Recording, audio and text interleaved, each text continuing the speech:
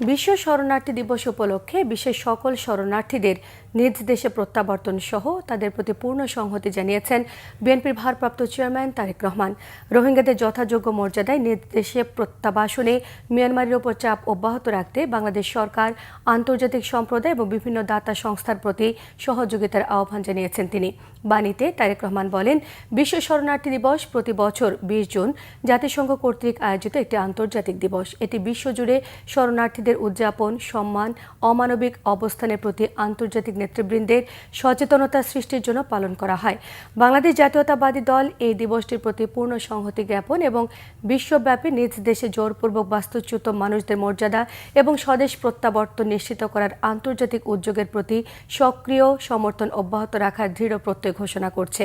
তিনি বলেন, কক্সবাজারে উখিয়া, টেকনাফ সহ কয়েকটি স্থানে স্থাপিত হয়েছে পৃথিবীর সর্ববৃহৎ শরণার্থী শিবির, যেখানে 14 লক্ষাধিক রোহিঙ্গা জনগোষ্ঠী।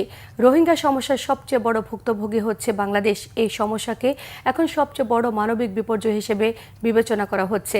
বাংলাদেশের জনগণ তাদের সাধ্যমতো প্রচেষ্টা নিয়ে রোহিঙ্গা শরণার্থীদের পাশে দাঁড়িয়েছে। এটি মানবতার একটি উজ্জ্বল দৃষ্টান্ত। তবে এখন তাদের নিজ দেশে ফিরিয়ে দিতে অন্তর্বর্তীকালীন সরকারকে গতিশীল কূটনৈতিক যোগাযোগের মাধ্যমে নিরাপদ প্রত্যাবাসনের অনুকূল পরিবেশ সৃষ্টিতে মানবিক কর্মকাণ্ড জোরদার করতে মিয়ানমারের ওপর চাপ অব্যাহত রাখতে হবে।